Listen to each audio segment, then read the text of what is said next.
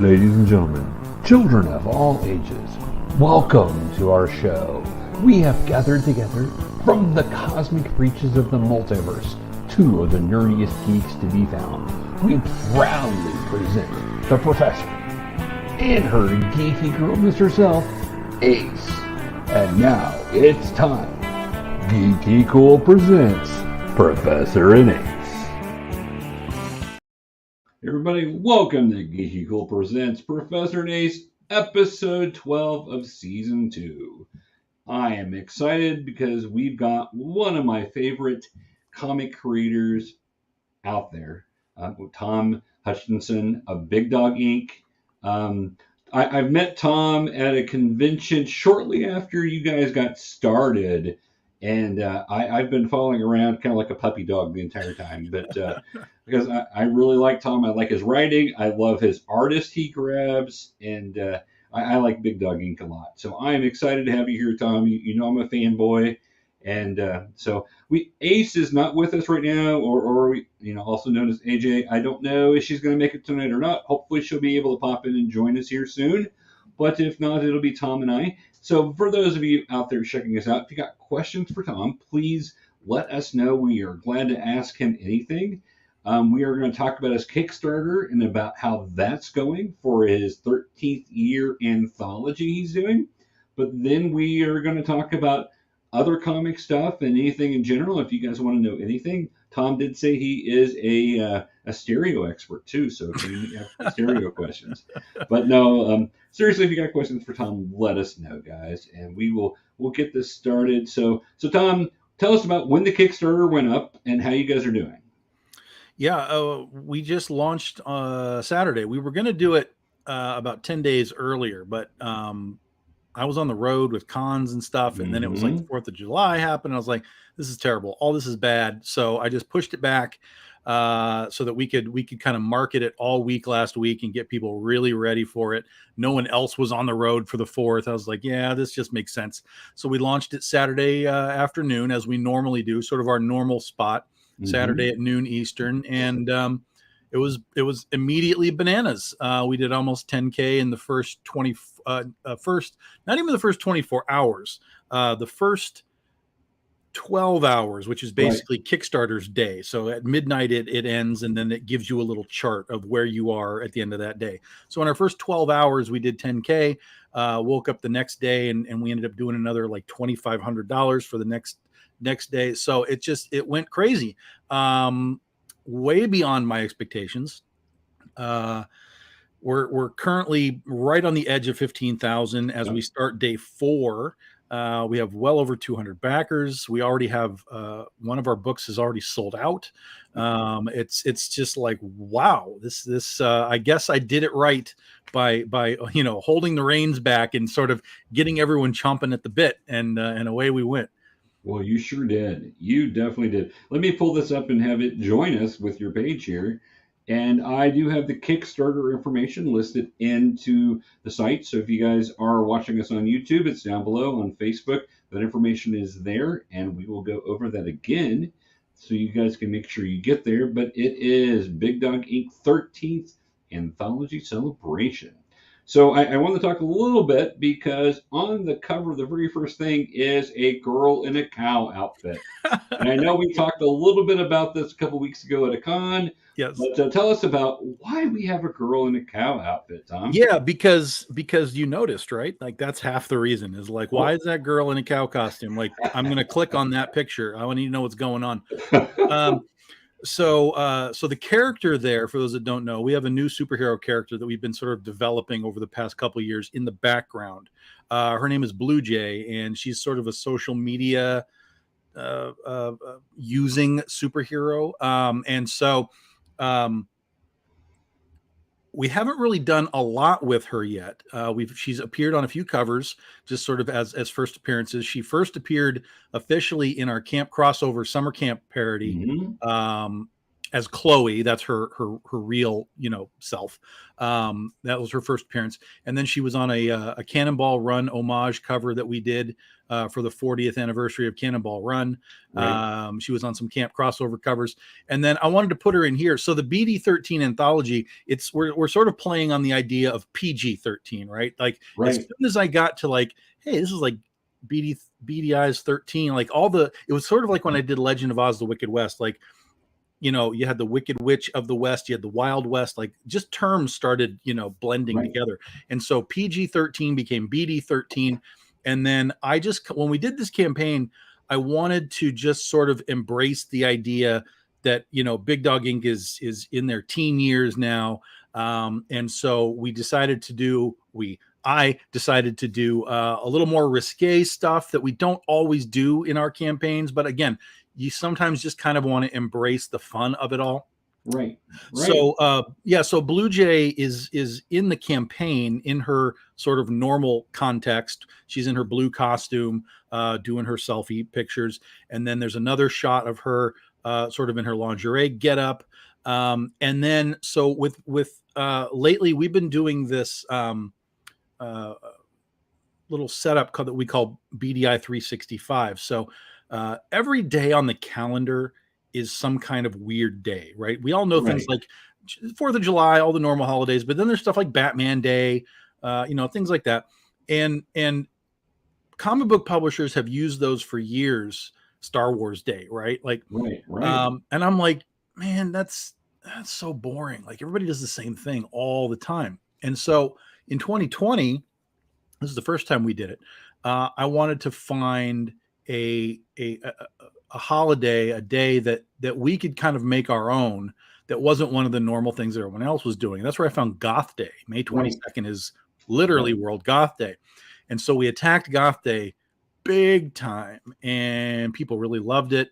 It has become now an annual event for us that people look forward to. And so from that, I started to think, well, what else is there? And we've found other things. There's Bikini Day, and there's Underwear Day, and there's Princess Day. And earlier this year, we did Alien Abduction Day. March 20th is Alien Abduction Day. Yeah. So again, I started making this list of all these holidays, and I came across July 11th, which is, no joke, Cow Appreciation Day. I'm like, what in the world does that even mean?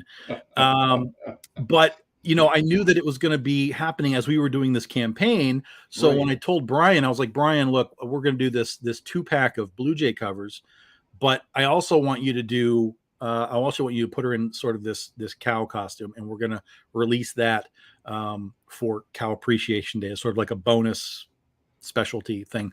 Now, of course, since I pushed the campaign back, we didn't get to quite have the pomp and circumstance of it within the campaign. But when July 11th came around, we used it as our marketing to lead up to the campaign. So when we launched the book, the cow cover was available.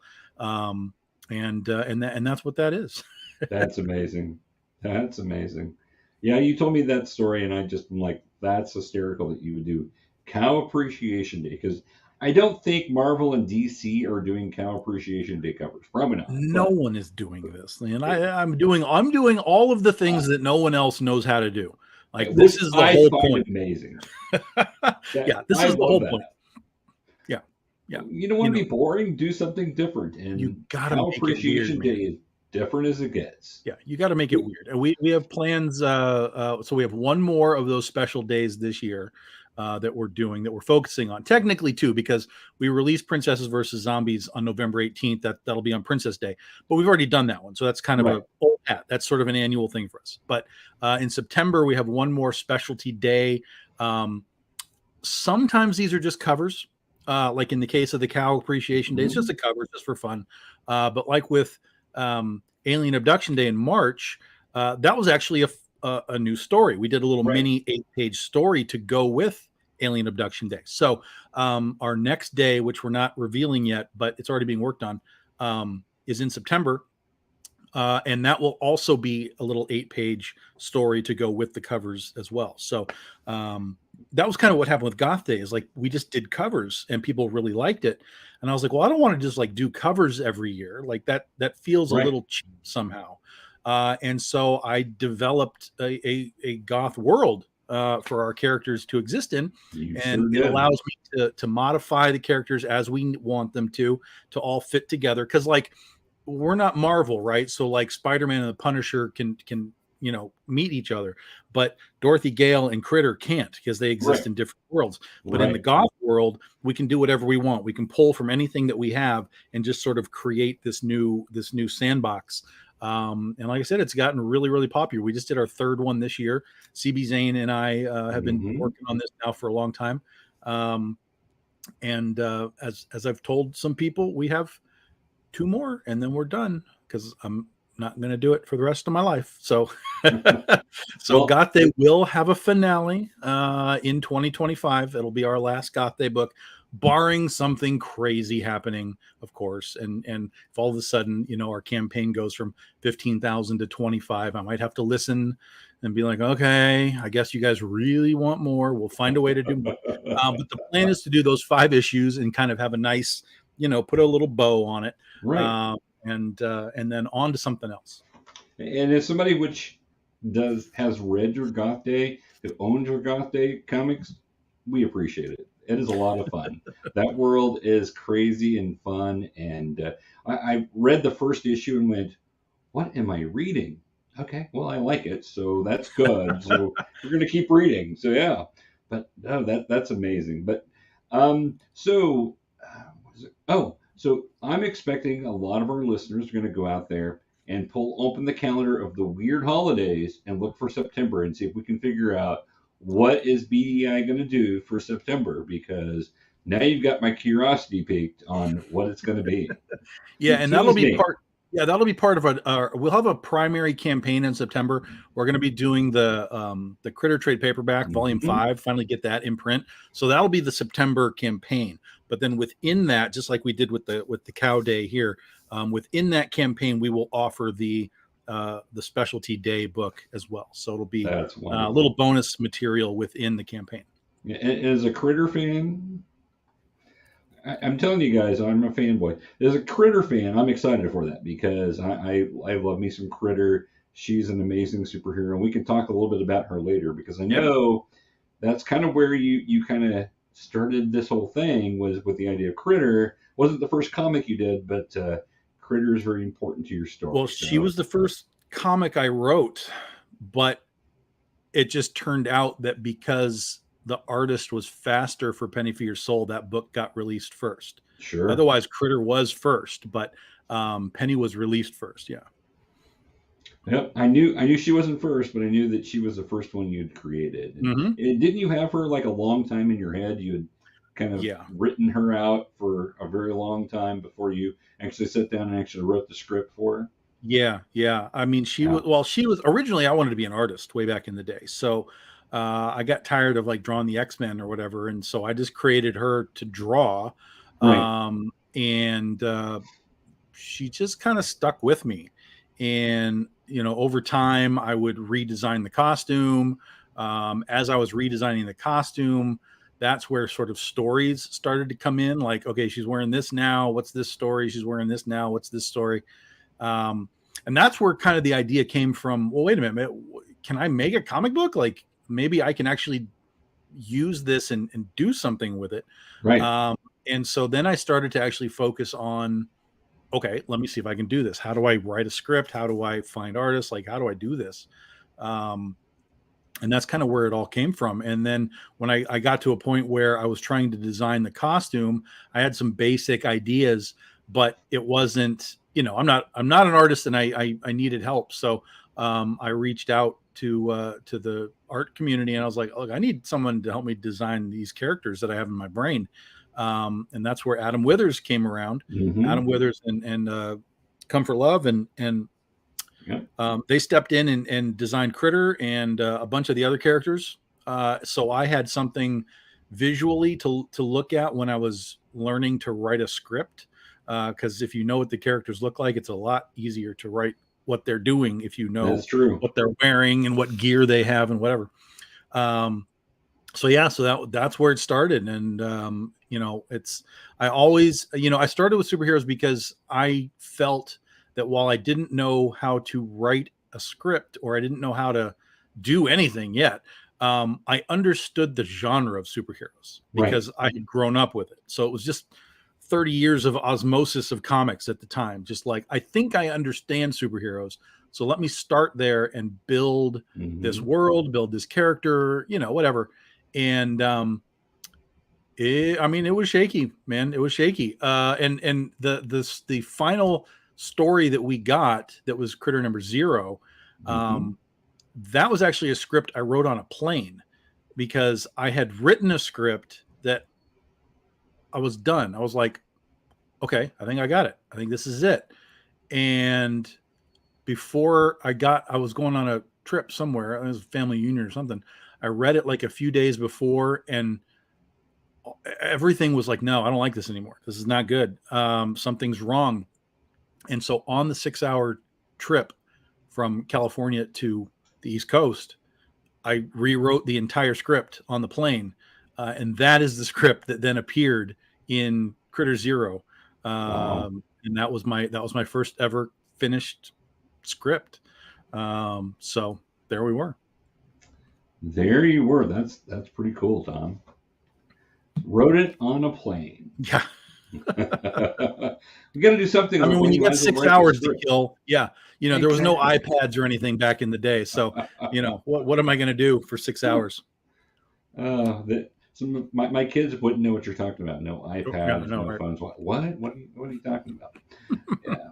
So, all right, let's look through here a little bit. We're going to Sure. scroll down a little bit. So, of course, the big BD-13, just like what you said, looks like PG-13. We got anthology there. Yeah, We've so got. this is going to be a 3-story book, guys. So Mhm. each one of the stories spins out of one of our existing books. So the first one is called Yeehaw Vampires. It's a spinoff Nice. from Ursa Minor. Mm-hmm. Basically, what happened was the character on the right there, that's Daisy. She was a character that we did with Ursa Minor as just a cover for fun. We were doing this series of covers called Lost Girls. And Yep. basically, the idea was we were taking 80s sort of characters, turning them into vampires, putting them on covers. So we had like Madonna as one of them. We had like the girl from the ZZ Top video was one of them. Right. And so this one we did like Daisy Duke. And so she was wearing black shorts and top and whatever. She's leaning against the General Lee, except on the top, instead of the stars and bars or whatever they call it, we had the Transylvania flag on top, and then it Nice. says Vlad the Impaler instead of the General Lee on the side. So it was such a great cover. And as soon as I looked at it, I was like, "Oh my god, this is something. Like this is a thing." Right. And I showed it to a friend of mine, Allison, and I was like, "Here, look at this." And she comes back and she's all, "Yeehaw, vampires!" And I was like, "Oh my god, like it just happened. Like it just happened, just like that." And I was like, "This is the thing. We're going to turn this into a story. This is going to be ridiculous and fun." And here we are. So that was the impetus for it. And then that idea, I was like, well, I don't know how to do this. I don't know where to put it. But I knew that for our 13-year anniversary, I knew that we wanted to do some kind of just weird book, sort of outside the norm. This whole year is just outside of our norms. And that's where the idea of just like, hey, well, I could make this like part of an anthology. And then I could get some other writers to join me and we could have a cool little, collection of writers and artists and different characters. And I think that would be fun. And that was where this whole thing came from. So Yeehaw Vampires, that's Daisy and Dawn. This is their first appearance outside of the covers. They've been on covers, but as far as the story, it's their first appearance. It's their origin story, how they kind of found each other. It'll like all of these stories will be 10 pages long. So that image right there is actually the cover that you can get a little later on, done by Fabio Simao, but the interior art is done by Carlos Reno. And if you want to scroll down, you'll see some of the pages. Carlos and Gat Melvin, this is the same team that does our Legend of Oz book. Yep. So we got to put them together to do a little fun side story, and it looks amazing. So basically the idea here is that, so that's Dawn there, the blonde. In the world of Ursa Minor, vampires are very well known. I mean, everybody knows that they exist. They are part of society. And so this is a bunch of country kids who know that there's vampires hanging out in this house. It's one of their birthdays, and they just want to go hang out with the vampires for a birthday party. And so they go in there, they knock on the door, they get the invitation in, and away we go with the story. So that's more or less what we've got going on here. So again, it's the origin of Daisy and Dawn and kind of how they get together. So you get a little Thelma and Louise, you get a little Dukes of Hazzard, you get a little vampires swirled into the mix, and that's what we've got. That's awesome. Yeehaw, for sure. That's right. It looks amazing. And of course, I do know them from the Legend of Anna series. So, yeah. All right. So, and tell us then about Slipstream. Yeah, so Slipstream is part of our Critterverse. And Pat Shand actually wrote Slipstream about 11 years ago. He did a one-shot as we were expanding the Critterverse back then. Yep. And as soon as I was like, well, I need writers, he was the first guy. I was like, okay, do you want to do a thing? And he was like, yeah, I'll do a thing. What do you want me to do? I said, you can pick whatever you want to do. This is the whole point. Like, pick a character and go. And he wanted to write more Slipstream. And I was like, that's works for me. Expands the Slipstream that we know. It brings Critterverse back into the visibility that we need for next year. Right. Away he went. So Pat's great. If you don't know Pat Shand, look him up. He's a great writer. He's worked for Zenoscope. He's written a lot of licensed stuff like Angel and Charmed. And he's worked for us a few times. So now we're getting him back. That's wonderful. And Slipstream basically is an alien entity that has the ability to sort of enter and understand and construct sort of her own reality through stories, whether they are actually written stories, like you'll see here in the sample pages. She actually becomes Slipstream through a kid's comic book. So she comes to Earth, sort of blends with the Earth story right there, right? And sort of gets like the mud rock costume. And then she sees the kid drawing this comic book.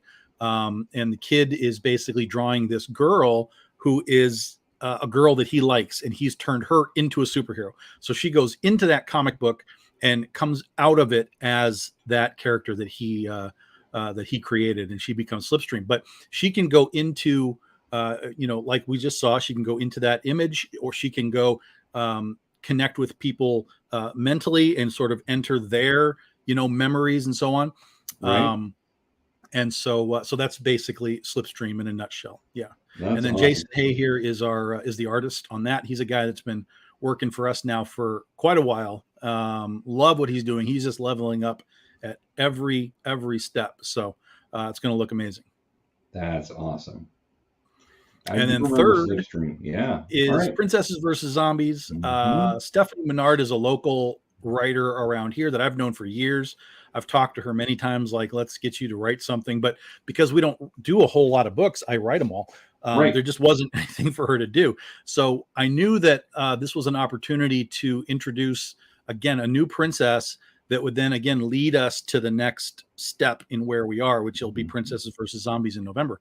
So I messaged her and I was like, well, look, do you want to write a PVZ book and essentially introduce the new princess, which is Jasmine, you can see right there.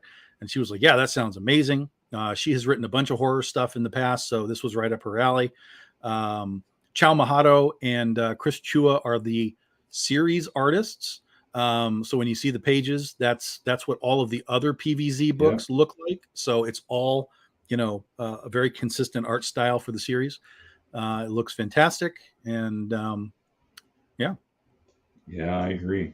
And then so this story introduces, so this introduces Jasmine, but then it'll lead her into the PVZ book in November, which will put her as part of the larger group too.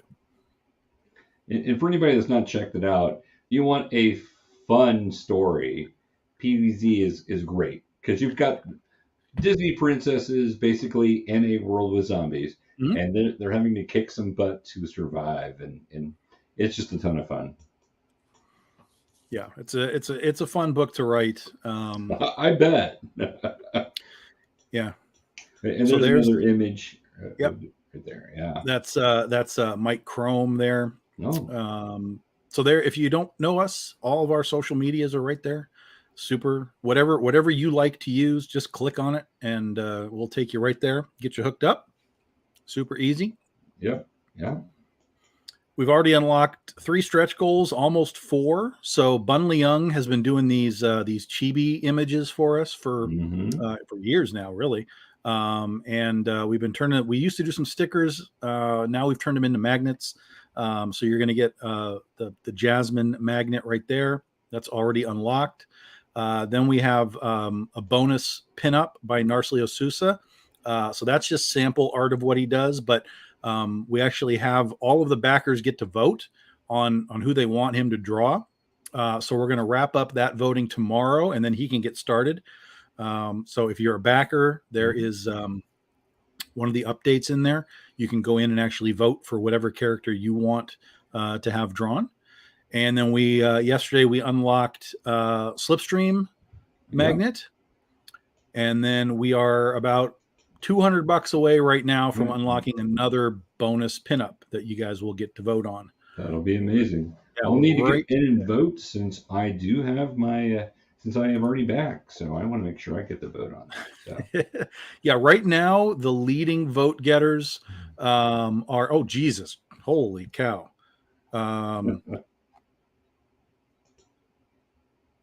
okay. Yeah, no, we're still like $200 away. Okay. So the leading vote getters right now are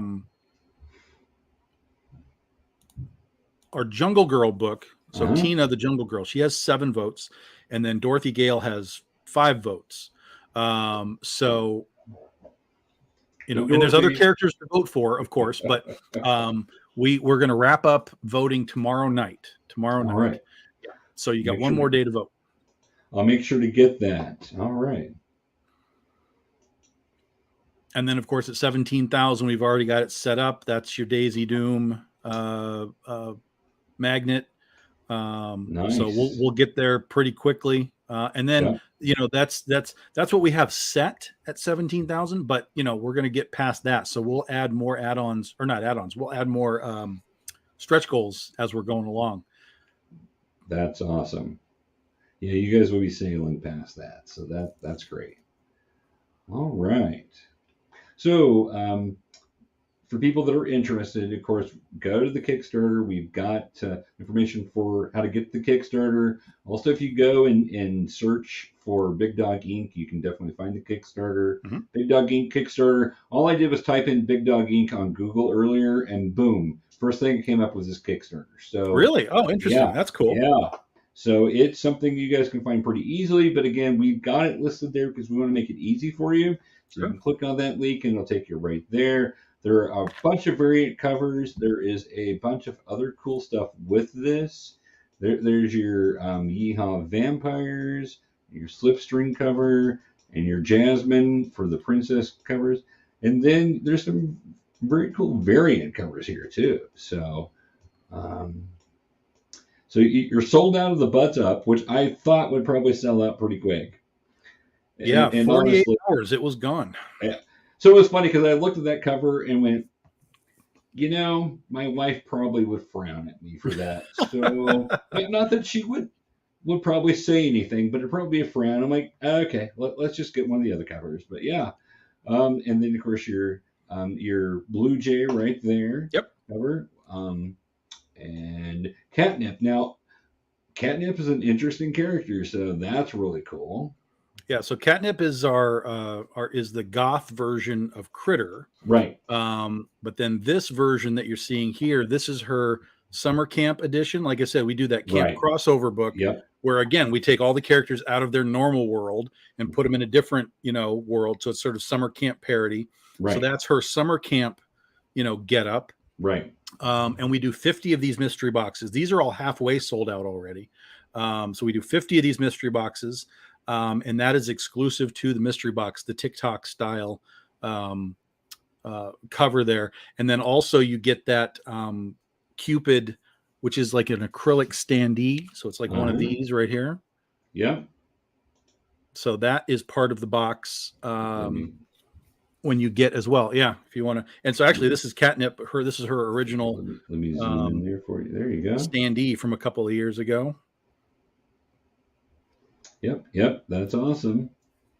And of course, I've got the Dorothy standee that you sold me at the last convention. So, Yes, yes, and yes, and yes. I love my Dorothy standee. So, but yeah, let's bring it back up here. But that is cool. That is awesome. Pull that there so we can. Okay. So, yep. Okay. We'll do it over here. Wasn't letting me do what I wanted to. Of course, you can get the all-in package for $200, which you get a lot of comics for that with a lot of Yeah, amazing covers. it's a discounted rate. Yeah. Also, all the prices that you see includes your shipping. So it's not Hmm. like 200 plus more money. Yeah. It's just that's it. You can see you do get the Virgin edition of the Catnip.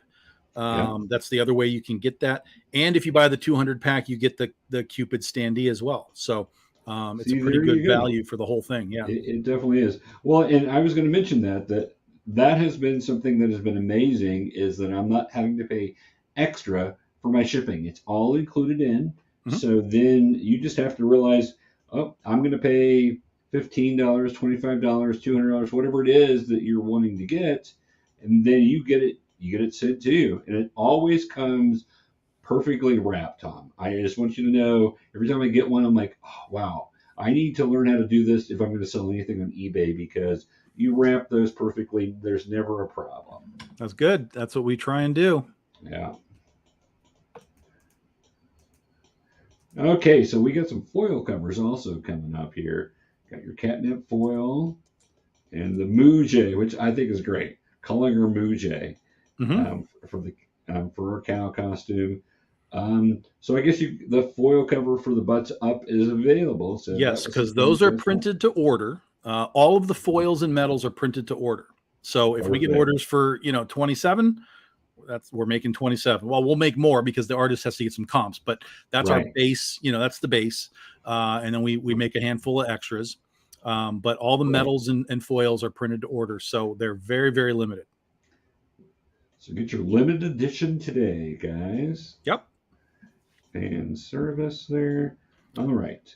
And then this is, if you guys aren't familiar with Big Dog Ink stuff, we have the ability for you guys to buy a lot of reader copies here. We have trade paperbacks, Yep. we have single issues like all 3 PVZ books. Yep. Yep. If you want to read and figure out what the heck is going on at Big Dog Ink, there's a lot of ways for you to dive in. These are available as your pledge. So even if you don't want the regular book, if you just want Antoinette, you can come in and get Antoinette. But generally, people will buy whatever they want from the pledge above, and then they'll add on a bunch of this stuff. Right. That makes sense. Mm-hmm. And yeah, so I definitely suggest Critter for pretty much anybody. I think it's a great comic for kids to be reading because it really there's nothing that's been in Critter that I would have any problem giving to a 10-year-old. It's an amazing comic. It's well written. It's a fun story. So Critter is just one of my favorites, along with the Legend of Oz stuff. So and again, everything I've ever read has been amazing. So wow, look at that, sold out there. That's awesome. Yeah, this is the first time we've offered some graded books. Yeah, So if you guys like the graded stuff, we have 9.8s available for you. A lot of these things are, hard to get. yeah. Well, And get again, it. same thing. So even the 135, like that includes your shipping. So, Right. um, And it's already been graded, so you don't have to pay extra for the grading. It's that's there for correct. you. That is the Yeah, book you're getting right yeah. there. We have one copy of each of those, and then they're gone. That's Wow, it. wow. So if you guys are into the grading, that's the way to go. So tell me about this picture. So now we're into the art prints that we have. This Yeah. is Nia Rufino. Oh, I She did love a her. she did a set of covers, these were covers, a very, very limited set of covers from a few years ago. Yeah. So that we have the heavenly angel as above, and then Hmm. you scroll down and we get the fallen angel so below. Yep. So we have both versions of it available there for you. That's awesome. Then we have Sora Sung's Marie Antoinette. Hmm. And then we have the Todd McFarlane Spider-Man homage. This is a really hard cover to find. This is an early cover for us. It's really hard to find. And people were like, can you make a print out of it? I was like, yeah, I guess so. We can do that if that's what you want. And so we have the print. Yeah. That's amazing because I've never seen that cover. That is really cool. And of course I've got the Spider-Man cover, but that's really awesome. And that is Marta Nayel. That's Mrs. White from Princesses versus Zombies. And then Glinda from Legend of Oz by Mike Crone. With her 6 gun, which I love. That's yep. All right. So those are some of the things that you guys can get on this Kickstarter. Go check it out. As you can see, there's something for everybody on here, and a really cool anthology book to go along with it. So definitely something to go check out. So as I wanted to mention, Tom, just because I don't know if you ever heard the story, and I may have told it to you at a convention early on, but I was first introduced to you. It wasn't at the convention. It was before that. I was just flipping through a preview book back when you were in the preview books, and it was the first Legend of Oz, the mini series. So the very first thing, and I'm just flipping through, and I stopped, and I'm like, what a cool concept! And I was really into finding kind of indie stuff and things that were different. I'm like, so I went to my comic book guy, who again is named Stu, just like from The Simpsons, and gave it to him like, I want this. Order this for me. And so he did. I'm like, I want the whole miniseries. Give it for me. And as soon as he did, I'm like, Stu, you got to look at this. This is the most incredible thing. And so I read that, and then I saw that you were going to be having the series, and I'm like, order if it's coming from these guys, order it for me. And so then I went to the convention, and I forget which one it was. I think it may have been the St. Louis convention, and met you there. I thought, what a cool guy. And these comics are amazing. And so that was my story of how I got introduced. I just happened to be flipping through previews and saw your stuff and went, I've got to try this. Well, that's a unique story because that's always one of the things with comics and being in the stores and all that is like, is anyone even looking at those books? Like, do they matter even for an instant? And a lot of times the answer is no, but that's right. Yeah. But I don't know. I think one of my buddies that I was in there with was talking to Stu, and I was just sort of flipping through it. So it wasn't even that I was sitting down looking to find something. I was just flipping through and came to it. So that was my story. Yeah. I just came to it and like, it's destiny. I've got to try this. So. Well, and Oz has become easily our gateway drug. Because even if people don't know what our Oz is, they understand the term Oz. Right. And so it's very easy to just be like, what's going on here? What is this? Why is Dorothy, wearing a cowboy hat and so on and so on. So Oz has become our door to all things Big Dog Ink for the most part. And that's great. I mean, I'll take it. I would love that Critter is sort of the face of the company, but really, truthfully, the fans decide what they understand as your company. So, maybe we'll change that starting next year. Well, I think it's very possible because Critter is a very close second in my heart. So. I've got my Legend of Oz stuff, and then I've got Critter, and they're right there together. So I dig both of those so much. So, well, it's interesting because when we have we do our live shows and like our live sales, and we'll get new people coming in, and they'll be like, "So, where should I start?" And immediately people in the chat will be like, "Dude, you got to start with Critter, start with Critter," and I'm like, "That's so amazing because I love the book. I'm really excited to get back to finishing what will be volume 6. Yep. And then we have plans to go right back to it after 2025 and knock out volume 7. So to see fans be like, just get Critter, just start with Critter, get that, versus anything else like that really makes me happy because I love that book so much. And I'm really excited to go really give it that that power that, you know, we've been giving to a lot of the other books. Penny for the Soul had its 10-year anniversary. Yep. Oz had a 10th. Ursa had its 10th. And so I was just like, you know what? It's just time to do this and really give it the focus that it's never had, because other books were sort of overshadowing it. And I'm like, forget that. I'm going to make you guys understand why this is good. And so we for a while we were dubbing the book the second best superhero comic book in the universe, and we did that because Robert Kirkman's Invincible named itself the best superhero comic book in the universe. So clearly, if he's first, we're second, and so on the top of the books, second best superhero comic book in the universe. So now we're going to be rebranding as the second best superhero universe in comics. And that's going to be how we're going to, you know, power through and let people know what we're doing. I agree with that. That's awesome. And you guys have a really interesting universe in the Critterverse. So I think so. It's pretty vast. I mean, for an indie book that's had 25 issues and some spinoffs, it's a pretty vast cast of characters. It is. But I don't think that, you know, I think it's designed so that the focus is where it needs to be.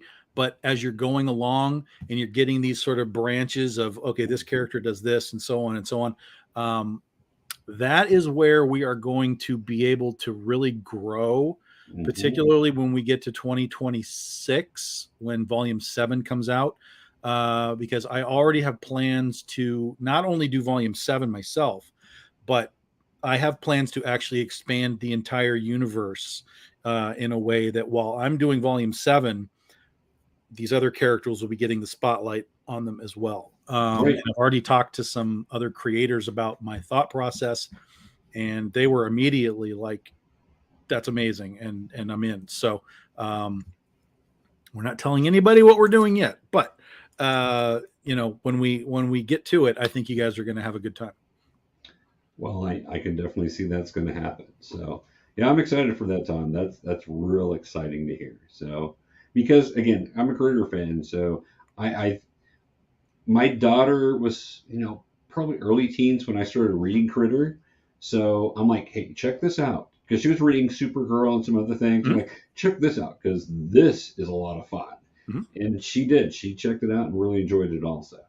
Before she became a cheerleader and decided not comics weren't cool anymore. Comics are cool. See, that's just teenager dumbness, because I know, right? Comics are cool now, across the board now. The nerds have won. So anyone who's now anti-comic book, you're now in the outside.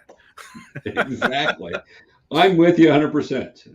I've been there when nerds were ridiculed. Nerds and geeks were ridiculed, and now we dominate. So that's right. Yeah, and Critter really, it's, you know, it's designed to be for everyone. It's not a kid's book, right? But it's Spider-Man, right? Like anyone can read Spider-Man. You know, it's that. So and it's going to evolve, because finally, this is one of the exciting parts. Finally, this volume 6 that we're finishing up next year, it's really going to put all of what we started with into context as to what it is you're seeing, because we have just dropped all kinds of threads and hints and what is going on. And there's these parallel versions of Critter, and who are they and what are they doing? This volume 6 will put all of that into position. And with the end of volume 6, we get to evolve the book as we go into volume 7 and kind of take, you know, Critter 2.0 and kind of push everything into a new path, which is going to be really fun. That is awesome, because you've got some characters there that have been kind of looming and waiting. I'm like, what are they doing? Come on, give me some more hints. I want to know. But yeah, I'm excited to hear that, because you have baited me for a long time, Tom, with some of these. Yeah, 100%. The first time I read the first issue, I'm like, what? Okay, all right. We're waiting to see, because I'm excited. So yeah. No, listen, that's all by design. I mean, I understand the genre. I understand what we're doing, and you know, one of the things is with superhero books is like, you know, nowadays everything kind of has to be part of this like larger, like everything's an event, right? Everything leads to like another civil war or And another they're not good crisis thing. events. It's like, God, this is just a focused story of a character that exists in a larger world, and it's more about her effect on the rest of the world than it is the world's effect on her. And so, while we have large scale stories, they're large scale within her, sort of bubble.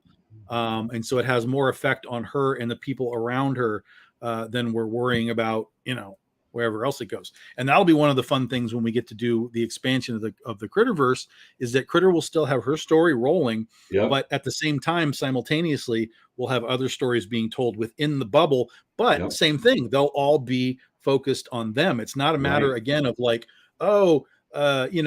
this character over here is doing something and it's going to have this wild direct effect over here, because that's not how stories work. That's not how any of this stuff works. When you start to have to tie in everything that you do so that everything just talks to everything else, it gets too convoluted. And it's not really, I mean, I hate to use the word, like, it's not real. Like, for me, you have to have pockets of reality. What one character does not necessarily affect what's happening over here. Now, it is in the same universe, so things can always sort of tie together later if there's an organic purpose to it. Like when we did High Tide, and we had Tide Pool came and started to flood the world.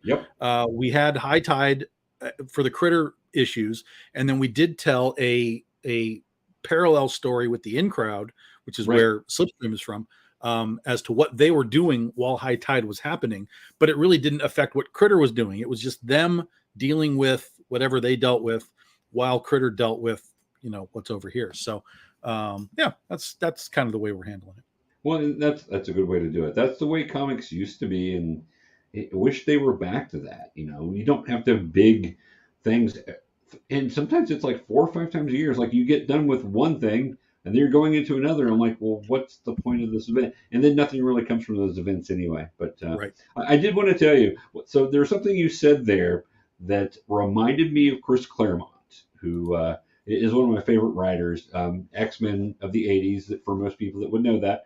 But I met Chris Claremont a few different times, and I'm always, again, I love Chris Claremont, especially his early writings with the X-Men and everything else. So I took in my very first issue I got of X-Men that I pulled off of the rack at a grocery store back in the, late 70s, early 80s, whenever it was, pulled it up. It was the introduction of Kitty Pryde. And I had loved that comic, and it was a little tore up, but I took it for Chris to sign. And basically, I gave it to him, and he's like, oh, it's this story. And I go, Chris, basically, this story got me hooked for a decade. You got me right here from the very first issue. He goes, I did my job then. That's exactly what I'm supposed to do. So you're welcome. And I'm like, that's pretty much what you just said, Tom. That's what the job is to get you where you want more there. That's it. And Chris Claremont are right there together. Yeah, well, I mean, when people ask me like who's your, I don't know, your favorite or your inspiration or whatever, Chris is it. I mean, he's 1, 2, 3, 4, 5 for me.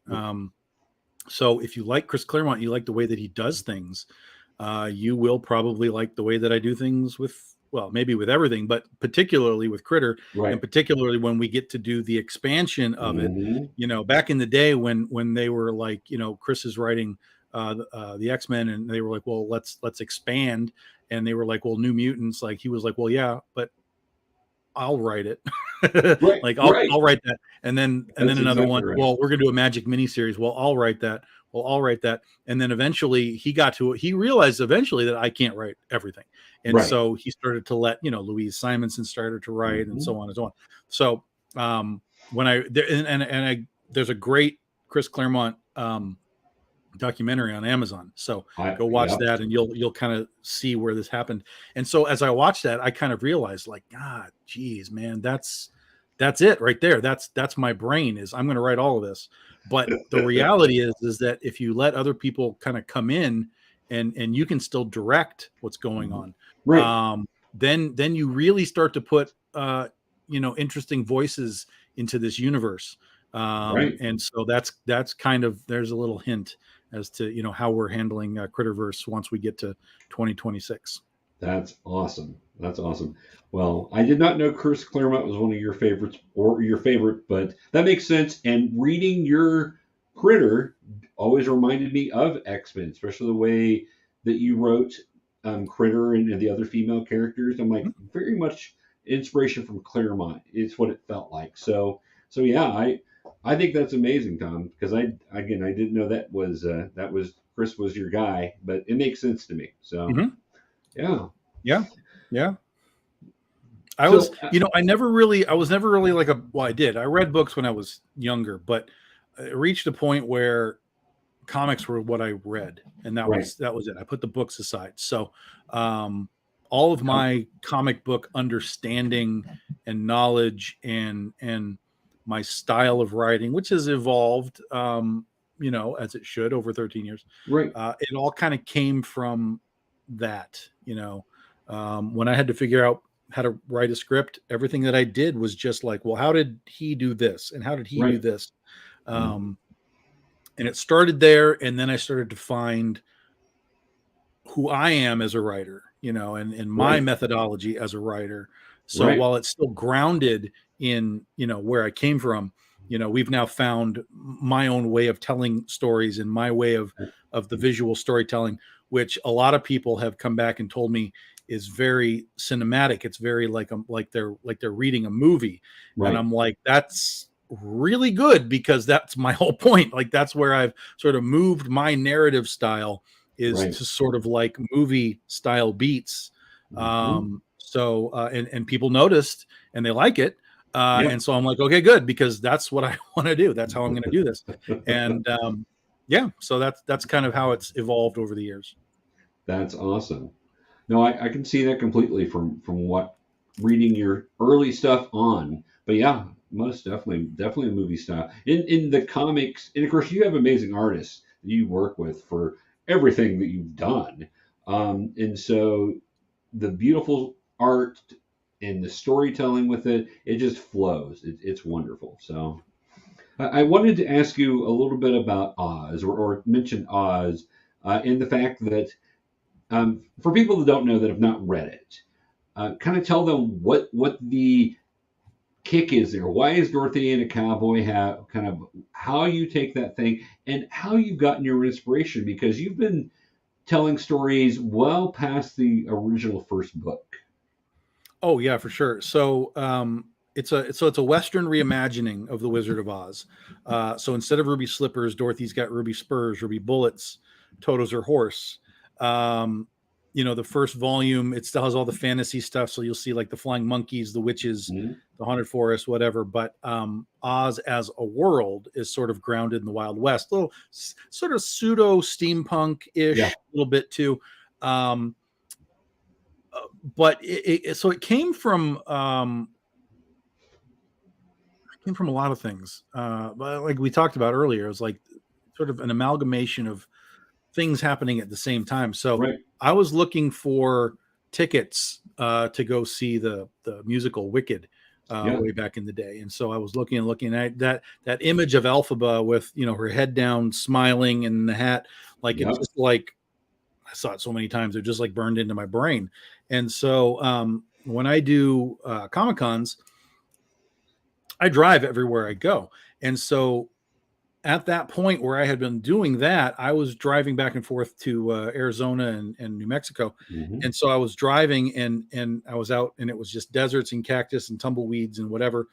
And all of for whatever reason, that picture of Elphaba just got like, came back around, and everything started to blend, everything that I was seeing. So it was like, again, it's like you have the Wicked Witch of the West, and then I'm in the Wild West, because I'm kind of a Western fan anyway. So we had the Wild West, and so it's like, what if we had the Wicked Witch of the Wild West? Like, what does that mean?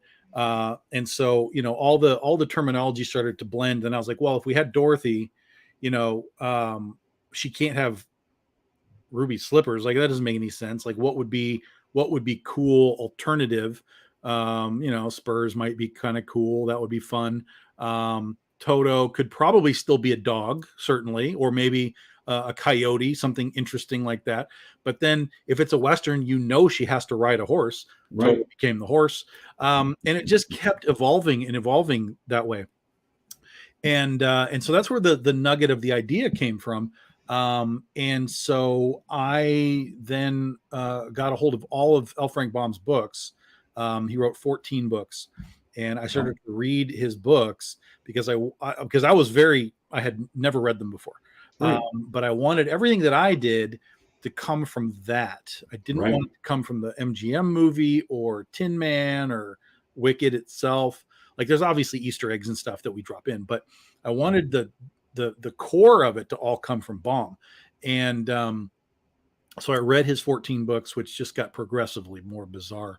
And then I went back to the original. I was like, okay, how do I do this? And I just started taking each character and like, okay, here's Dorothy. Okay, here's the witch, because that's sort of your key elements. Right. And then, okay, what's the Tin Man? What's the Scarecrow? What's the Lion? And you just start building it. And what was really cool was that the world that Baum created and the characters that he created are so perfect that you can modify them in essentially any way. And if you are aware of Baum and what he did and why, you can still tell Baum's purposeful story within whatever it is that you're doing. Right. So what I've found is that people that are very traditionalist, either the books or the movie, the original movie, they're very anti-me, because they're like, this isn't what Baum did. This isn't what it was intended. And I'm like, yes, but I think that if you read this, I think you're going to understand that everything that I'm doing starts with him. Yeah. And then sort of just gets wrapped in a different, Christmas wrapping paper. Mm-hmm. But I think that you'll understand that we're still in the same, sort of zone from a writing standpoint. And so I get invited to a show called Ostravaganza every year in New York. And that was the problem that I had, is I had all these traditionalists going like, what are you doing? And then I would get back invited again and again and again and again. And finally people were like, okay, fine. You're here like 4 years in a row. Like, tell me what this thing is. And I'm like, here it is. And they would buy the book. And invariably I would get them to come back, if not the next year, that very same show, like the next day. Yeah. And then like, I get it. You have read these books. You understand what Baum is doing. Give me the rest of this stuff. And so we've converted the traditionalists, certainly not all of them, but enough that it matters. Right. And we were just at Oz for our 10th consecutive year this year. And it was a very different year, because people were just like, yeah, man, give me this book. Like there was no hesitancy in that crowd anymore. It was just, give it to me. Let's go. You've become a staple there. Yeah. Well, yes, that's true. That's true. But there's still people that don't want it. Like they don't care. Like they're there for whoever the guests are for, just like you at any Comic-Con. Like, I'm not here for you. I'm here for Tom Holland, man. Whatever. And then that's fine. I get it. But, the people that did wander through and see all of the people that were making other Oz things, novels and whatever. Right. It felt like the doors had kind of gotten kicked open finally. Like it was just a crowd of people that were like, just show me, man. Like, let's go. So it was a really, really good year. It was a lot of fun. It was a lot of fun. So yeah, so Oz has become, sort of our known title. But we just celebrated 10 years of it a couple of years ago. We've done 6 volumes of Oz. We do have another ready to go soon. So there will be more of that. But then like some of as people have asked me, like, well, does it ever end? So the answer is, yeah, everything that I'm writing has an ending. Right. It doesn't mean we're ending anything anytime soon, but everything has a beginning, middle, and end. There's a finale for Critter. There's a finale for Oz. There's a finale for Penny for Your Soul. It's all been there from the beginning. There may be some modifications to it You Sure. know, after so many years, you change how you want to tell a story, but the Right. basic element is all there, and it will come to an end. And you know, that's one of the reasons that I like to have so many sort of irons on the kettle, pots on the kettle, is that, you know, as one ends, the other one's boiling, and you can just Right. kind of fall back in that. Well, okay, Oz is finished now, guys. We've done, you know, 8 volumes of this book. It's finished, but now we're over here and we're doing this other thing, and, you know, come see this.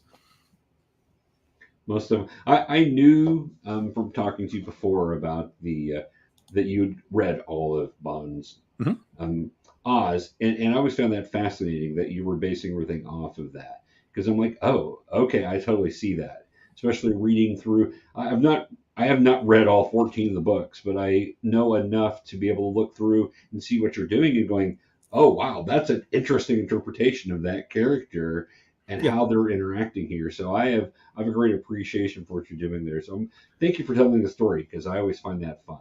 Yeah, and it's not that we're adapting like book by book. It's just we're No. kind of taking his entire Yeah. canvas that all of this exists. Hmm. And while we're doing, you know, the search for Ozma, the battle with the Gnome King, like we're doing these sort of bullet points. We're Right. doing it in a way that we kind of weave in and out of them so that we can kind of tell our own story and then Right. come back to a known element and then kind of do it again and do it again. Yep. So we're threading Bomb's structure with a new story. Um, and Yeah. you know, the changes that we've made have all been really wildly accepted. Like we turned the Scarecrow into like essentially an Indian girl. She's like a Right. magical Indian girl. Jack Pumpkinhead is not the sticks with a pumpkin head. He's a bounty hunter with a pumpkin bandana over his Right. face. But he has direct connections back to Ozma. So we still connected things the way that Mhm. that Bomb has, but we're doing it in a, you know, in a new way. And those characters have gotten really popular, which is cool. And we've just gotten through the Ozma story where they found um, him, turned Right. him back into her. So Ozma Yep. is now back. We have a few new characters that we've introduced that are our own characters. Hmm. Um, so the girl in green, that's all she's known as, is the girl in green. She was introduced in the TikTok miniseries a number of years ago, and her purpose and story has been revealed in this recent, most recent issue, Yep. which I was really happy with. Even turning Tip back into Ozma, I didn't Uh-huh. want to. Originally, I was going to do it similarly to how it was done in the books, but then when I got to tell the story, I got to that point, I was like, I have to find a different way. There has to be a different way that I can still do within Bomb's world and rules. Right. And so I just started doing my research, and I started trying to figure out what exists somewhere that would be able to transform him back into her, that Hmm. already exists, but still makes this story, you know, it's a functional story. And I found the truth pond. I was like, Right. holy God, the truth pond. What? So the truth pond is a pond that will remove unwanted enchantments.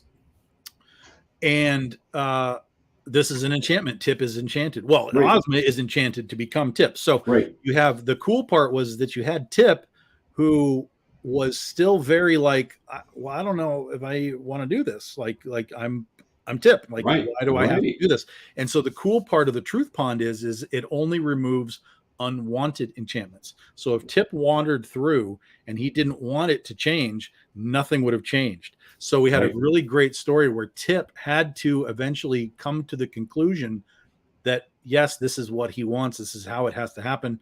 And then he goes through the pond and he comes out the other side as Ozma. But the other part of the truth pond is that anybody that goes through it and has an enchantment, or, you know, has an enchantment removed, they can now only tell the truth on the other side. Right. So now we have an Ozma that, while she certainly wouldn't be like a liar, right? But now it's sort of like the movie Liar Liar, where Right. she Right. literally cannot do anything but tell the truth. So that'll be now part of her character as we go forward. So it was like, boom, Bomb did it again, you know, and we just kind of Right. took the piece that we wanted and you know, mashed it into our story, and it worked great. And I enjoyed that, by the way. I really enjoyed and enjoyed the struggle of Tip trying to figure out really what do I want here. Mm-hmm. So that was a really fun part. So yeah, it's a fun series, most definitely. So I hope so. I'm having a great time, Tom. I don't know about anybody else, but I think it still is pretty popular. So I think most of us that are reading it are going, crap, you should be reading this if you're not reading. And I've done that to several people that are reading comics and like, dude, have you tried this? Check this out. Just read the first issue. If you don't like it, then that's fine. And they're always like, oh, where do I get more? Exactly. So yeah. All right. So tell me, Tom, I know you guys have a lot of different series. You got Pity for My Soul, you've got and there's several other ones. What all you guys write? What are you guys writing currently? That I am currently writing so what do I have to write next? I'm writing Princesses versus Zombies for right? November. Yep. We're writing Critter for next year. Right. We're writing Sand and Scales, which is our new gladiator book, like Spartacus That's style, right. with a Yes. little extra fantasy element added into it. So Sand and Scales will be next year. Um, I am writing, so I'll be writing the Goth Day for next year. Critter and Sand and Scales are next year's primary focuses because we Sure. want to get through all of Critter. We want to try and tell as much of the Sand and Scales story as we can in one kind of fell swoop. Yeah. Um, I am writing a new book for Dren Publications. Mhm. So they had a number of years ago, they had a book called Plan 10 from Outer Space that they Yes. were trying to do on Kickstarter, and it didn't Yep. it didn't go. And as I started doing Kickstarter and learning how it worked, I reached out to Michael Dolce and I was like, I think if you guys did that, like it might work like now. Like I think now is a good time to do that again. Right. But don't do plan. And I told him this. I was like, don't do Plan 10 from Outer Space. First of all, it's already been done. That's like that exists. Right. That's easy. But here's how you make it amazing. And so I gave them the idea of each decade, starting with Plan 9, each decade they had another 10 plans, just keep going, keep going, keep going. And so mark it out so that, where we are now, this would be Plan 59 from Outer Space. So you get sort of the gag of the aliens they're still here. They're still doing things and they've just been at it for a long time. So Plan 59 from Outer Space. And so they put that book out and it was successful. They did, I think, 2 or 3 issues of it. Yep. Yep.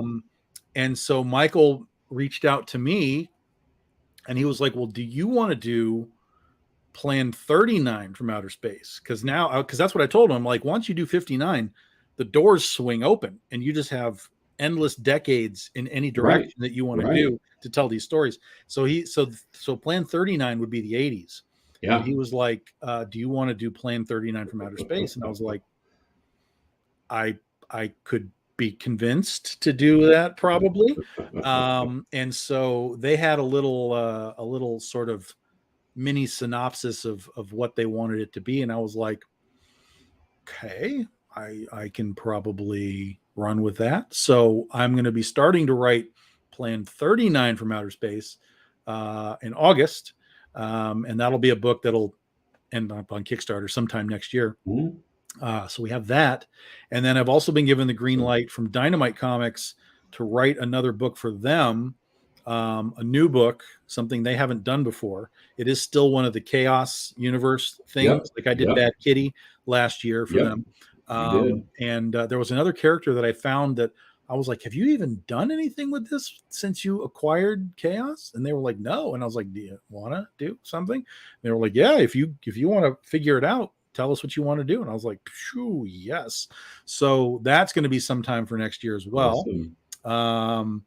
And then the goal there is to write that book and then have it have a loose tie to what I did with Bad Kitty. So that when that's done, we now have a Bad Kitty / redacted sort of universe that we can potentially play with if they feel like they want to go down that road. That's amazing.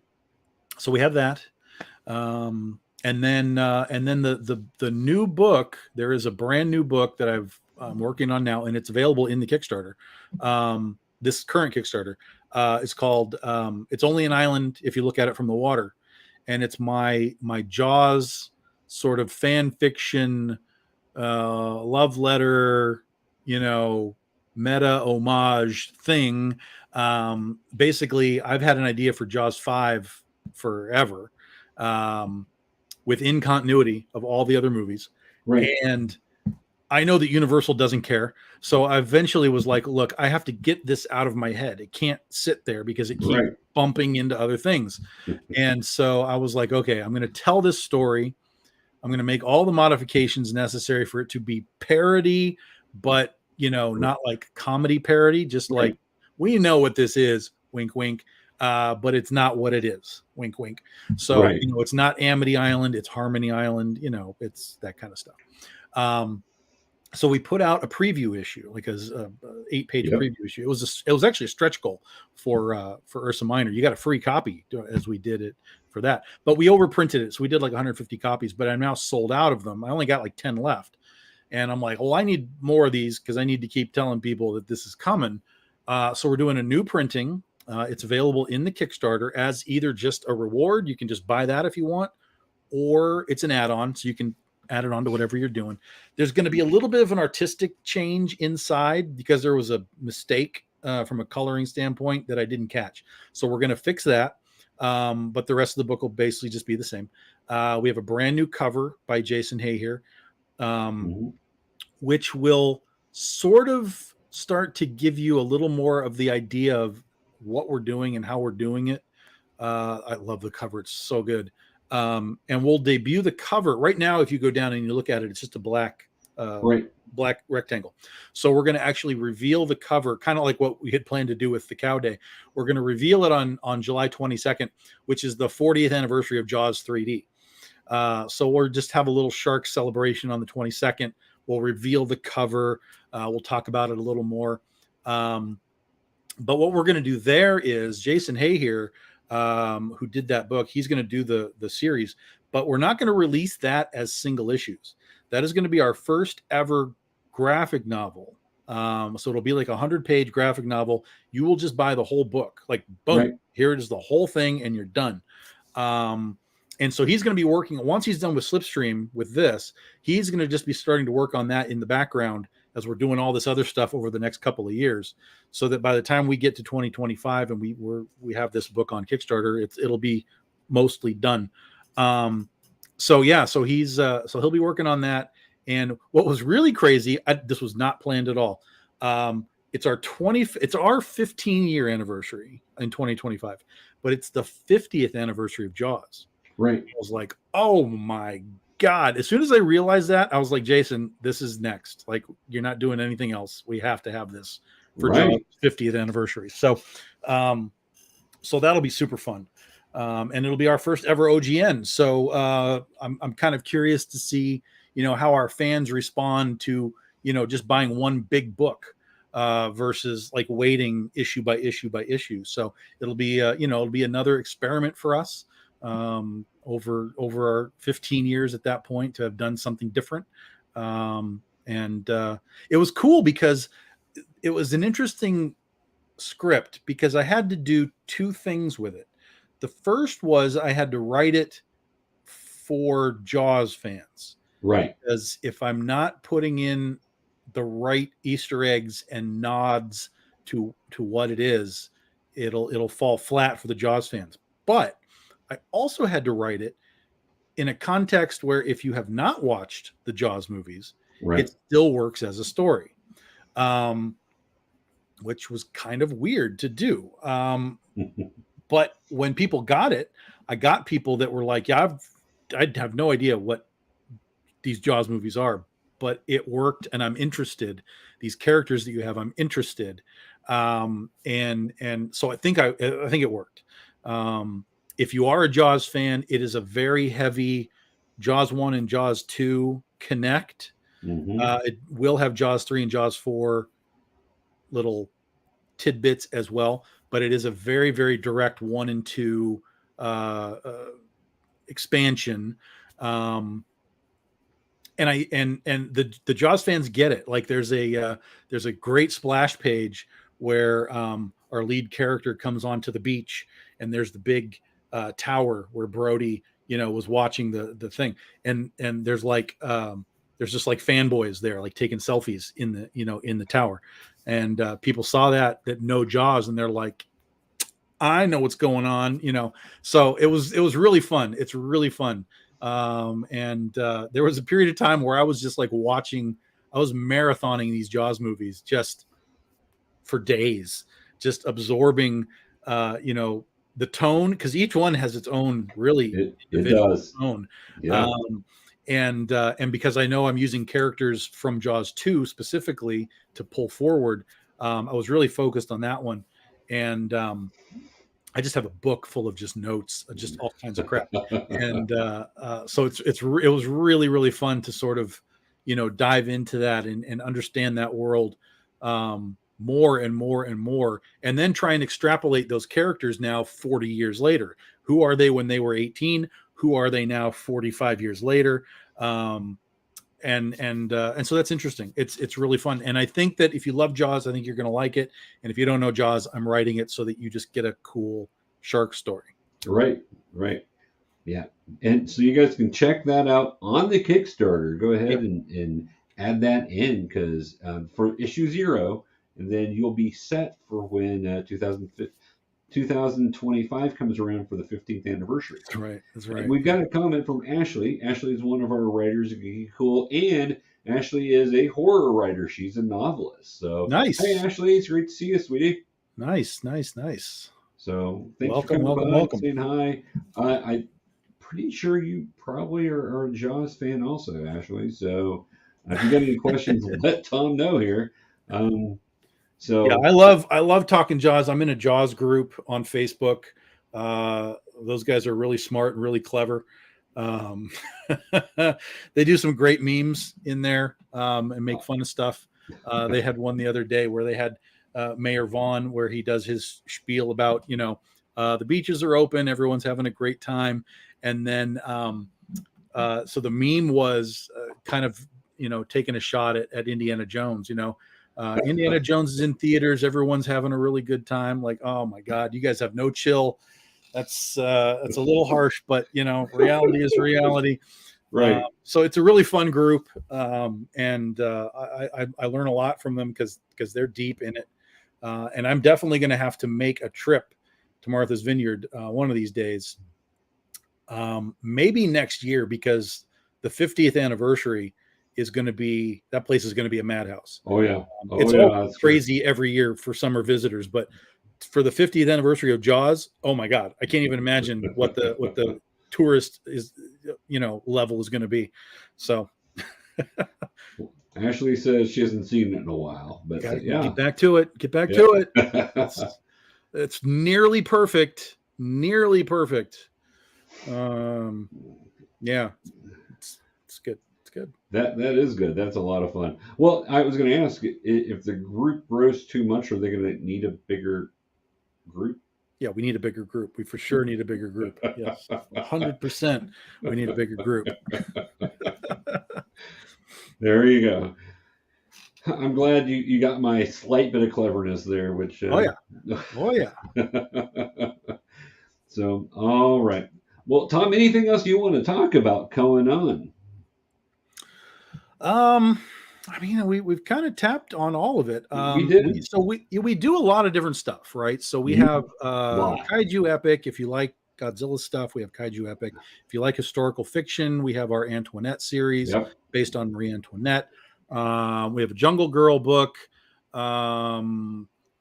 Gothic Camp Crossover, Princesses versus Zombies was kind of our most recent hit, which we'll be doing a new series, or new issue rather, in November 18th. This year will be the full-sized issue number 2, but you can get the first 3 issues available on the campaign. Penny for Your Soul is our Heaven versus Hell in Las Vegas book. It's which cracks me up, by the way. Yeah, it's wildly popular. I was fully prepared for Penny for Your Soul to sort of like piss people off. But it was kind of the opposite effect. In fact, there's a guy who I've talked to at a few cons, and he's like, I don't know what technically is. He's like a minister, a priest, a pastor, whatever terminology it is. Right. And he would find me at cons, San Diego Comic-Con specifically, because he would want to come talk to me about the book because he bought the book and he was reading it and he liked it. And he would want to come talk to me, similar to like with Oz, right? People are like, Tom has read Oz. This guy's like, Tom has read the Bible. Like he gets what's going on, and he's not offended at all. Like he likes how I'm taking what's there and sort of, you know, twisting it for what we need it to be to go forward. Right. So he was really fun to talk to. And so we'll be doing Penny for Your Soul in 2025 as well. It'll be the 15-year anniversary of Penny for Your Soul. So we'll have a new book for that. Let's see. What other books do we do? Scheherazade. Yep. I don't know, man. Like we do a lot. A lot of stuff, Tom. You do a lot. You do a lot. You have a lot of creative outlets. Yeah. Well, and that's just, and the reason that we have so many different things is because it's just whatever I feel like doing at the time. Like it was really weird how long it took me to figure out to do a kaiju book, because I am a wild Godzilla fan my entire life. And I didn't get to Kaiju Epic until it was like year 6 or so for me, where we finally did Kaiju Epic. And that was cool, and we have more of those planned. That's awesome. My editor, who doesn't like kaiju? I mean, yeah, right. My editor Carrie Castor co-writes that book with me, so we do 2 stories. I do one, and she does the other. So we'll have more for that. I'm excited about Sand and Scales because I've been a Spartacus fan for so long. Like that show is so great. Yeah. And again, it's just sort of like the Jaws book. It's like there's just a thing in there, and it's like, oh, I can do that. And that was so great to write because the verbiage, the dialogue is so different from, you know, trying to do that sort of Roman, you know, old school Roman speak. Right. So different from anything else. So writing it was really fun. And in fact, I've had the artist that we have doing it. He's doing some sketch work right now just to kind of get in the vibe, because he's going to start doing that book pretty soon for us, because I think that's going to be our March campaign. So we'll have Critter in January, and then March will be Sand and Scales, and then March, and then May will be Goth Day, and then July we'll be back to Critters. So that's sort of the loose, you know, schedule of events for next year to kind of get us started. But yeah, I mean, we have something for everybody. Probably the only time we ever run into something is like, so what do you like? You know, we got something for you, and we hear like, oh, like cyberpunk. I'm like, okay, go away. I don't have anything for you. Go away. Steampunk, you do. I have steampunk. I don't have cyberpunk. Yeah, Oz will fit for your steampunk fix, especially a little later on. Some of that's like, oh wow, that's really cool steampunk. So yeah. Yes. Yeah. Yeah, cyberpunk's a little harder. Yeah, I get that. It's, you know, it's just one of those things that doesn't appeal to me. Like, you know, it's like the Matrix. Like I don't care. Like this is for whatever reason, I don't care. And that was kind of with zombies too. Like I am not a zombie fan. Like I do not like Walking Dead. I don't like most zombie stuff. There's a few things that I like Zombieland a lot. So there's a few things that I like, and so that's where Princess versus Zombies came about, is people kept asking me, well, what would you do with zombies? If you don't like any of this stuff, what would you do with zombies? And I was like, I don't know, because zombies are terrible. And so eventually I was at Baltimore Comic-Con and somebody asked me again, and I was like, I don't know. And then I went to dinner with Jesse Wichman and some fans of ours. And it came up at dinner table. I was like, people keep asking me what I would do with zombies. And I'm like, it would have to be just something really bizarre and off the wall, like princesses versus zombies. And they all laughed, and we all laughed. And, you know, and so then again, it just stuck in my head. And so a few months later, I messaged Jesse and I was like, do you remember that thing that we talked about? The dumb thing, princess? And he was like, yeah. And I was like, do you want to design characters for that? Like we could design the characters and release them as art prints, right? Like no book, just let's just release these characters in their zombie fighting mode and see what happens. And he was like, I'm game. And so the first one we did was Cindy, and we debuted her at like I think C2E2, and it was an instant like, what is that? And well, it's princesses versus zombies. It's a concept we're working on. Where's the book? Well, there is no book. Like that's it. Like this is all you get. This is the print. And then we introduced Mrs. White next. Mm-hmm. Same thing. And then it was like, there's 2 characters now. Yeah, there's 2. Well, where's the book? There's no book. So we dropped 3 art prints over the course of a year with Cindy, Mrs. White, and Bella Rose. And we knew we had something. So the following year, we did a little mini campaign. We did a 69-hour campaign for an 8-page preview book of Princesses versus Zombies. It was wildly successful for a 69-hour campaign. When the book hit the tables at cons, it was wildly successful, and I was like, God damn, we found something. And so the following year we did this was 2020 now, in the height of COVID, we put out Princesses versus Zombies #1, and it was our biggest Kickstarter campaign ever. So, sometimes you just have to follow that gut instinct, and then eventually you have to like listen to what the people are asking for. If they're like, okay, Cindy looks awesome, but where's the book? Mrs. White looks awesome, but where's the book? Like, oh God, all right, I guess we're doing this then.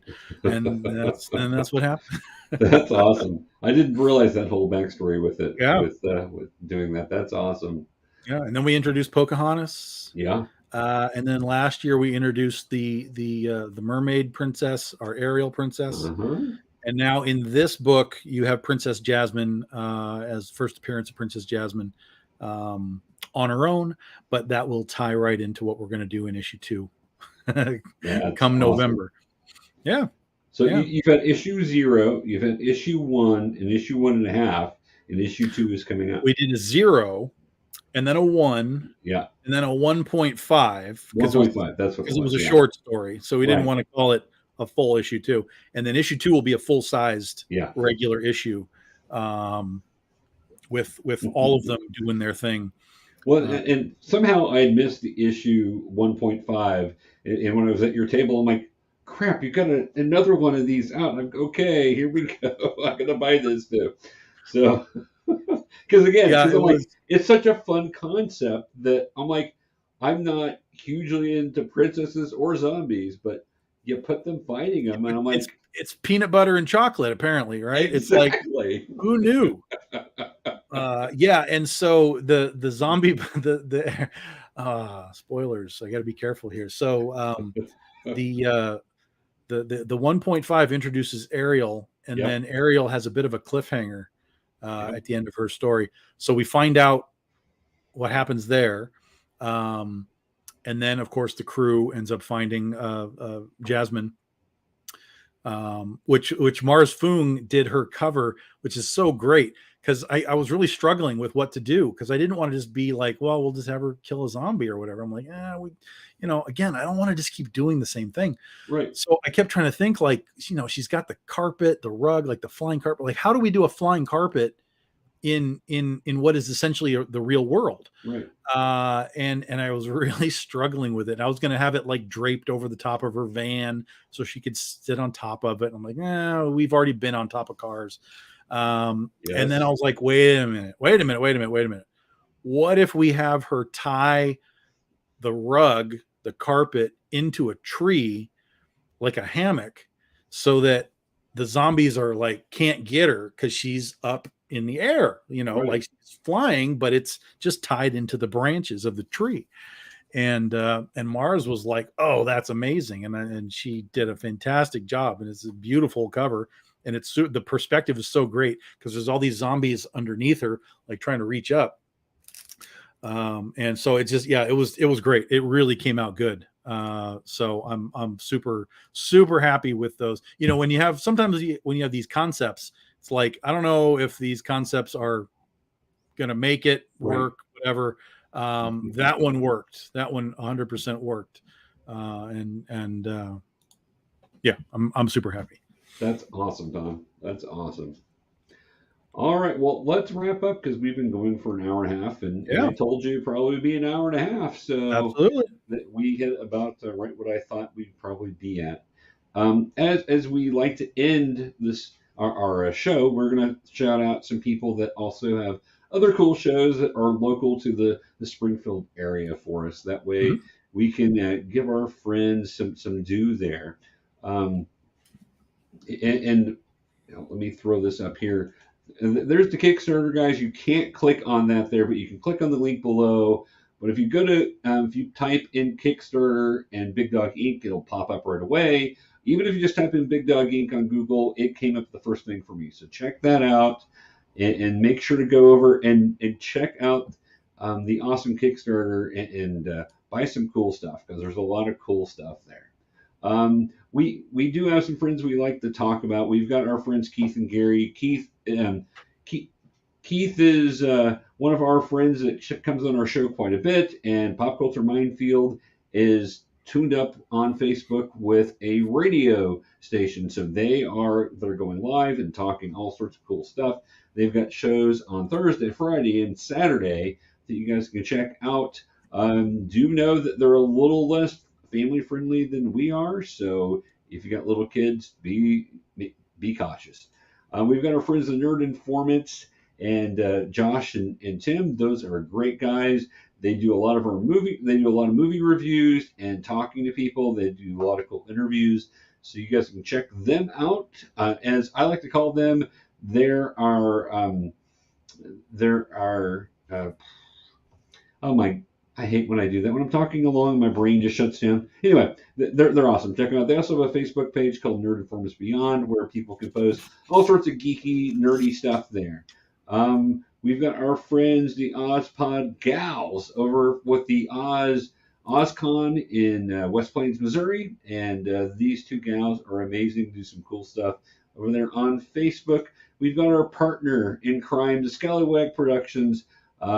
Spoo over at Scallywag has a ton of cool stuff on YouTube. He also has a toy of the day that he does on Instagram and is all over everywhere, including Twitter and Facebook and Instagram. And of course, GeekyKOOL.com for those of you that are watching or listening. That's cool with a K, like Cool in the Gang, for those of us that are a little older that would know who that is. If you don't, it's just a K instead of a C. So check us out. Tom is all over the social media, including Facebook, Instagram, and we will post links to all of the social media down below for you guys. I don't have it there yet, but we'll get that down below. Check out his Kickstarter. Kickstarter's going until what date? We end the 7th. The 7th, August 7th. So yeah. You guys have a little bit of time, but don't waste that time. Go add your stuff now so you can make Tom sweat on what the next things he's going to have to add to next prizes he's going to give you for getting those stretch goals. So do that, make him sweat, and make this Kickstarter amazing for their 13th anniversary here. Thank you, Tom, for joining us. I appreciate it, man. Always wonderful to talk to you. I think you're so cool. So as a guy who always wanted to be a comic book writer but never ended up doing it, I look up to that because I wrote Marvel when I was like 13 and said, how do I become a writer? And so that's something that I envy that you went ahead and did that. That's really cool. And so I just think that's awesome. So well, I appreciate it. Yep, I appreciate it. And thanks for having me on the show. It was a good time. Tom, anytime you want to talk about anything, just give me a holler. We will bring you on because you're a wonderful guest. You're a wonderful guy. You're a great writer along with that. So always enjoy you, my friend. So thank you. Have a great evening. And for everybody out there, stay geeky, and we'll talk to you later.